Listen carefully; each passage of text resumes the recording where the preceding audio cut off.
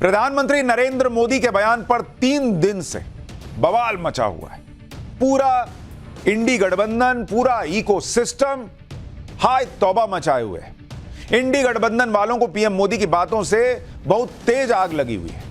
इंडी गठबंधन वाले कह रहे हैं कि पीएम मोदी हिंदू मुसलमान कर रहे हैं, लेकिन सच यह है कि पीएम मोदी हिंदू मुसलमान नहीं कर रहे। सच यह है कि वो उन लोगों को एक्सपोज कर रहे हैं जो सिर्फ मुसलमान करते हैं। वो मुसलमान हिंदू नहीं कर रहे, जो मुसलमान खाली करते हैं उनको एक्सपोज कर रहे हैं नरेंद्र मोदी। इसी से नरेंद्र मोदी ने इस चुनाव की लाइन भी तय कर दी है, और चुनाव की लाइन यह है कि सबको साथ लेकर चलने वाला चाहिए, या फिर ऐसा चाहिए कि जो किसी एक विशेष धर्म पर ही देश का तन मन धन लुटा देने की तैयारी करके बैठा, जिसका ट्रैक रिकॉर्ड इस तरह का रहा। मोदी का सबका साथ या फिर कांग्रेस का मुसलमानों का साथ।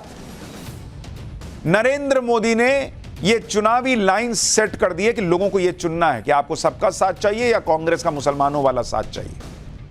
आज हम पाठशाला में कांग्रेस के मुसलमान प्रेम का वो चैप्टर खोलेंगे जिसे देश देखकर देश को शॉक लगेगा, क्योंकि नरेंद्र मोदी कोई बात ऐसे ही नहीं कहते। पूरी हिस्ट्री है कि कैसे मुसलमानों के लिए कलेजा काट के निकाल देने का प्रयास हुआ, बॉस, कलेजा खोल कर रख देने का प्रयास हुआ। कैसे मुसलमानों को आरक्षण देने के लिए कांग्रेस ने दिन रात एक कर दिया। आज पाठशाला में वो हिस्ट्री भी खुलेगी। जब इस देश का संविधान बन रहा था तब भी मुसलमानों को आरक्षण देने की पैरवी करने वाले खड़े हो गए थे, और तब सरदार पटेल ने देश को बंटने से बचाने के लिए जो काम किया था ना बॉस, वही काम आज मोदी कर रहे हैं। वो हिस्ट्री भी आपको दिखाऊंगा, ऐसी रिसर्च जो आपको कहीं और नहीं मिलेगी। आपको यह भी बताऊंगा कि एक धर्म के प्रति झुकाव की कांग्रेस की जो सोच है, उससे जुड़े खतरे के बारे में पीएम मोदी कोई पहली बार अलर्ट नहीं कर रहे। वो बार बार अलर्ट कर चुके हैं, और आज से नहीं कर रहे। जब प्रधानमंत्री थे भी नहीं तब से कर रहे हैं। वो पुराने बयान आपको सुनाऊंगा जो आपने आज तक नहीं सुना होगा। नरेंद्र मोदी का वो पुराना बयान, लोग सोच रहे हैं 2024 में बोल रहे हैं, पीएम बनने के पहले उन्होंने इस खतरे के बारे में बताया था। इस तुष्टीकरण की बात करके पीएम मोदी दरअसल पिछले कुछ दिनों से देश को यह बता रहे हैं कि अगर यह खेल चला तो कांग्रेस देशवासियों की संपत्ति छीन लेगी और मुसलमानों को बांट देगी। ये वो बार बार कह रहे हैं। कांग्रेस दलितों पिछड़ों के आरक्षण का हक मुसलमानों को देने वाली है। कांग्रेस बाबा साहब के संविधान में बदलाव की साजिश कर रही है। यानी जो राहुल गांधी का एक बयान हमने आपको कल दिखाया था, उसको आधार बनाकर नरेंद्र मोदी ये बातें कर रहे हैं। लेकिन इसको आधार बनाने के पीछे कांग्रेस की एक पूरी हिस्ट्री है। पीएम मोदी अपनी इस बात से पीछे हटने वाले भी नहीं दिखते। वो लगातार इस बात को कह रहे हैं। आज भी उन्होंने चुनावी रैली में यह बात कही। एक बार पीएम मोदी को पहले सुनिए, फिर आपको बताऊंगा कि पीएम मोदी ने आज कांग्रेस को क्या चैलेंज भी दिया है। कांग्रेस और इंडी अलायंस जब सत्ता में था तो ये लोग दलितों पिछड़ों के आरक्षण में सेंधमारी करके वोट बैंक पॉलिटिक्स के लिए उनकी खास जमात को अलग से आरक्षण देना चाहते थे, जबकि संविधान इसके बिल्कुल खिलाफ है। आरक्षण का जो हक बाबा साहब ने दलित पिछड़ों और आदिवासियों को दिया, कांग्रेस और इंडी अलायंस वाले उसे मजहब के आधार पर मुसलमानों को देना चाहते थे। मैं कांग्रेस को पूछना चाहता हूं, क्या कांग्रेस ऐलान करेगी कि संविधान में दलितों पिछड़ों के आरक्षण को, आदिवासियों के आरक्षण को कम करके वो इसे मुसलमानों को नहीं बांटेंगे? जरा वह देश की जनता को वादा करो। पीएम मोदी तो कांग्रेस को खुला चैलेंज दे रहे हैं और ये कह रहे हैं कि मोदी ने कांग्रेस का छुपा राज बता दिया तो अब ये लोग कांपने लगे। पीएम मोदी का एक और बयान सुनिए, फिर बताऊंगा कि नरेंद्र मोदी जो बात आज कह रहे हैं वही बात वो कैसे बहुत अरसे से कह रहे हैं, और ये बात साफ साफ है कि मुसलमानों के नाम पर तुष्टीकरण का खेल बंद होना चाहिए। पहले पीएम मोदी को आज सुनिए। तो मेरा एक 1.5 मिनट का भाषण, 90 सेकंड का भाषण, और मैंने कुछ सत्य देश के सामने रखा, और पूरी कांग्रेस और इंडी गठबंधन में ऐसी भगदड़ मची है, ऐसी भगदड़ बची है। आखिर कांग्रेस सच्चाई से इतना डरती क्यों है? कांग्रेस क्यों अपने नीतियों को ऐसे छिपाने में लगी है? जब आपने नीति बनाई है, निर्णय लिया है, तो अब जब मोदी जी ने खुल करके राज रख दिया, आपका हिडन एजेंडा बाहर आ गया, तो अब कांप रहे हो? अरे हिम्मत है तो स्वीकार करो, हम आपसे मुकाबला करने के लिए तैयार हैं। प्रधानमंत्री नरेंद्र मोदी खुला चैलेंज दे रहे हैं कि कांग्रेस का इतिहास जो रहा है उसको कांग्रेस छुपाना चाहती है, और वो उस चैलेंज को देते हुए कह रहे हैं कि हम आपसे चर्चा करने को तैयार हैं। यानी कांग्रेस अपने ही इतिहास से भाग रही है, यह आरोप लगा रहे हैं प्रधानमंत्री नरेंद्र मोदी। लेकिन ऐसा क्या इतिहास है कांग्रेस का जिससे कांग्रेस भाग रही है, जो नरेंद्र मोदी कह रहे हैं? आज कांग्रेस का वो इतिहास भी आपको विस्तार से बताऊंगा। लेकिन नरेंद्र मोदी आज जो बात कह रहे हैं, कांग्रेस का जो सच देश को बता रहे हैं, उस सच में बहुत कुछ छुपा हुआ है। एक एक बात उसकी बताऊं कि कैसे धर्म के आधार पर आरक्षण के लिए कांग्रेस ने जमीन आसमान एक कर दिया था। उससे पहले नरेंद्र मोदी का वो पुराना बयान सुन लीजिए, जब वो प्रधानमंत्री थे भी नहीं। उस वक्त भी उन्होंने यही कहा था कि सबका साथ चाहिए, या फिर ऐसे लोग चाहिए जो सबका साथ नहीं बल्कि सिर्फ विशेष धर्म का साथ और विकास चाहते हैं। नरेंद्र मोदी का यह पुराना बयान 2012 का हम आपके लिए निकाल कर लाए। सुनिए इस 2012 के बयान को। तब वो पीएम थे भी नहीं, तब भी उनकी सोच यही थी कि खाली मुसलमान नहीं होगा इस देश में, हिंदू, मुसलमान, सिख, ईसाई सब होगा, सबका विकास होगा, सबका साथ होगा। सुनिए 2012 में प्रधानमंत्री मोदी ने, तब के नरेंद्र मोदी ने क्या कहा था। આપણે માટે દેશ સર્વોપરી છે। આપણે કયો રસ્તો લીધો? સૌનો સાથ, સૌનો વિકાસ। એમનો રસ્તો ભાગલા પાડો રાજ કરો, આપણો રસ્તો સૌનો સાથ, સૌનો વિકાસ। કા દેશમાં ક્યારે ધર્મના આધારે અનામતની પ્રથાને પ્રવેશ ન આપવો, કે સંપ્રદાયના આધારે जो अनामत प्रथा से देश टुकड़ा टुकड़ा में वहंचाई जैसे। यानी 2012 में भी नरेंद्र मोदी वही बात कह रहे थे जो वो 2024 में कह रहे हैं कि बॉस एक धर्म की बात करना बंद कर दो। और नरेंद्र मोदी 12 साल बाद भी यही बात इसलिए कह रहे हैं क्योंकि कांग्रेस का इतिहास रहा है कि वो मुसलमानों के आरक्षण के लिए जी जान लगाए हुए थे। एक बार इस पर पीएम मोदी को सुनिए, फिर कांग्रेस के इसी मुस्लिम प्रेम का चैप्टर विस्तार से खुलेगा। आज 2004 में जैसे ही कांग्रेस की केंद्र में सरकार बनी, उसके सबसे पहले किए गए कामों में था, सबसे पहला काम था चुनाव जीतने के बाद आंध्र प्रदेश में एससी एसटी के रिजर्वेशन में से कमी करके मुसलमानों को रिजर्वेशन देने का प्रयास। ये एक पायलट प्रोजेक्ट था जिसे कांग्रेस पूरे देश में आजमाना चाहती थी। 2004 से 2010 के बीच कांग्रेस ने 4 बार आंध्र प्रदेश में मुस्लिम रिजर्वेशन लागू करने की कोशिश की, लेकिन कानूनी अड़चनों की वजह से सुप्रीम कोर्ट की जागरूकता के कारण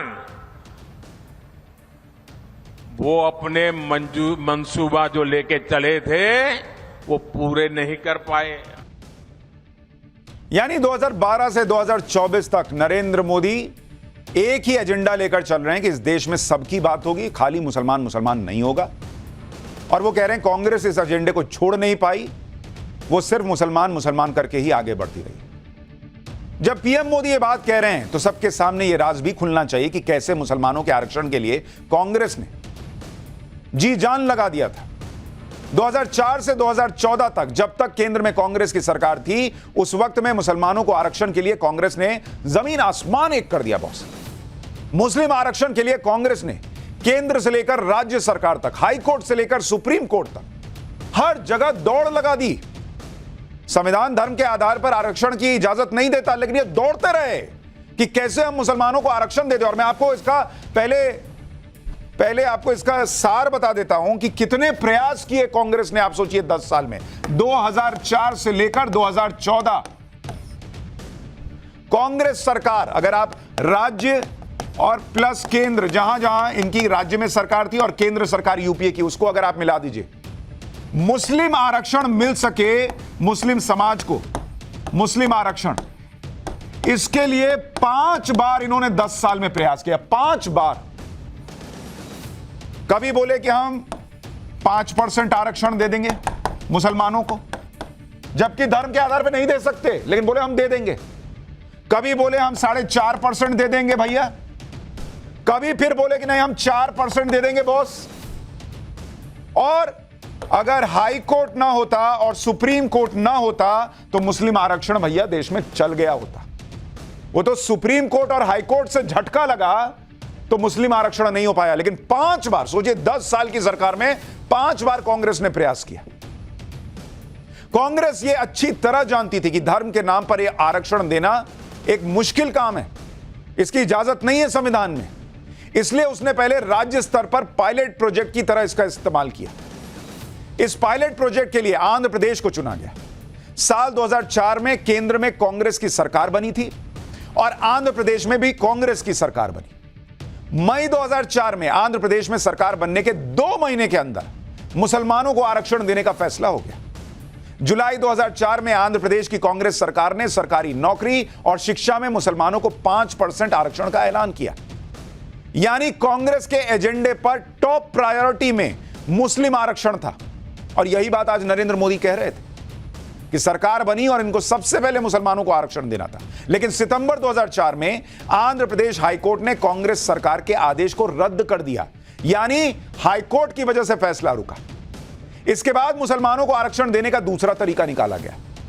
नवंबर 2004 में आंध्र प्रदेश सरकार ने न्यायाधीश डॉक्टर सुब्रमण्यम की अध्यक्षता में पिछड़ा वर्ग आयोग का गठन कर दिया।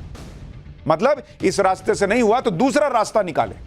इतनी तड़प थी अंदर मुसलमानों को आरक्षण देने की। जून 2005 में सुब्रमण्यम कमीशन ने अपनी रिपोर्ट में मुसलमानों को 5% आरक्षण की सिफारिश की और बिजली की रफ्तार से काम करते हुए जून 2005 में ही आंध्र प्रदेश सरकार ने मुसलमानों को नौकरी और शिक्षण संस्थाओं में 5% आरक्षण देने के लिए अध्यादेश जारी कर दिया। अक्टूबर 2005 में आंध्र प्रदेश सरकार इस अध्यादेश को कानून बनाने के लिए विधानसभा में बिल तक लेकर आ गई। लेकिन नवंबर 2005 में आंध्र प्रदेश हाईकोर्ट की 5 जजेस की बेंच ने कहा कि मुसलमानों को आरक्षण असंवैधानिक है, यानी संविधान के खिलाफ है। और जो लोग आज कहते हैं देश का संविधान खतरे में है, वो लोग असंवैधानिक काम करके मुसलमानों को आरक्षण दे रहे थे और आज कहते हैं कि वो संविधान बचाने की लड़ाई लड़ रहे हैं। यही बात नरेंद्र मोदी याद दिला रहे हैं। लेकिन ऐसा लग रहा था कि आंध्र प्रदेश की कांग्रेस सरकार मुसलमानों को आरक्षण देने के लिए तड़प रही थी और इसलिए हाईकोर्ट के 5 जजों की बेंच के फैसले के खिलाफ तत्कालीन कांग्रेस सरकार ने सुप्रीम कोर्ट का रुख कर लिया। रुके नहीं बॉस, दौड़े दौड़े सुप्रीम कोर्ट गए। जनवरी 2006 को सुप्रीम कोर्ट ने हाईकोर्ट के आदेश पर सीमित अंतरिम रोक लगा दी। जिन लोगों को आरक्षण से नौकरी मिली उन्हें हटाया नहीं, लेकिन आगे नौकरी पर रोक लगा दी कि अब इसके आगे मत देना, लेकिन जिसको दिए हो अभी हटा नहीं रहे, तो अंतरिम रोक लगी। अप्रैल 2007 में सुप्रीम कोर्ट और आंध्र प्रदेश हाईकोर्ट ने माना कि जिन सिफारिशों के आधार पर मुसलमानों को आरक्षण दिया गया वो सिफारिशें लॉजिकल भी नहीं थी, उनका जमीनी हकीकत से कोई कनेक्शन तक नहीं था। आप सोचिए, मुसलमानों को आरक्षण देने के नाम पर जमीनी हकीकत को भी जमीन के नीचे दफनाकर सब कुछ किया गया। बार बार कोर्ट से झटका लगने के बाद भी आंध्र प्रदेश सरकार मुसलमानों को आरक्षण देने पर अड़ी रही। आंध्र प्रदेश सरकार ने मामले को फिर से पिछड़ा वर्ग आयोग को भेजा। एक retired civil servant PS Krishnan को सलाहकार के तौर पर नियुक्त किया गया। फिर जून 2007 में पीएम कृष्णन ने रिपोर्ट पेश की जिसमें मुसलमानों को 14 बैकवर्ड क्लास की पहचान की गई। जुलाई 2007 में आंध्र प्रदेश बैकवर्ड कमीशन ने मुसलमानों के 15 ग्रुप्स को 4% आरक्षण की सिफारिश की। जुलाई 2007 में ही आंध्र प्रदेश सरकार ने इस सिफारिश पर मुसलमानों को 4% आरक्षण देने का आदेश जारी कर दिया। फरवरी 2010 में आंध्र प्रदेश की 7 जजों की संवैधानिक बेंच ने मुस्लिम आरक्षण पर फैसला दिया। हाईकोर्ट ने कहा कि मुसलमानों को 4% आरक्षण देने वाला कानून सही नहीं है। 7 जज की बेंच, आंध्र प्रदेश हाईकोर्ट की, एक दो नहीं 7 जजेस की बेंच कह रही है कि यह कानून सही नहीं है और संविधान के आर्टिकल 14, 15(1) और 16(2) का उल्लंघन है। यानी फिर कांग्रेस की आंध्र प्रदेश की सरकार पर मुंह पर करारा तमाचा लगा कानून की हाईकोर्ट की तरफ से कि आप गैर संवैधानिक काम कर रहे हैं। हाईकोर्ट ने कहा कि यह आरक्षण धर्म के आधार पर दिया गया है और इससे धर्म परिवर्तन को बढ़ावा मिलेगा। मार्च 2010 को सुप्रीम कोर्ट ने अपने अंतरिम आदेश में आंध्र प्रदेश में 4% आरक्षण की वैधता को बरकरार रखा और अंतिम फैसले के लिए मामले को संवैधानिक बेंच के पास भेज दिया। इस तरह से हाथ पैर मारे कांग्रेस ने मुसलमान आरक्षण के लिए, जिसकी याद नरेंद्र मोदी दिला रहे थे। जब 2004 से 2010 तक, अभी बात खत्म नहीं हुई है बॉस, अभी आखिर तक ये चैप्टर देखिए, ऐसी बातें हैं कि दिमाग भन्ना जाएगा आपका।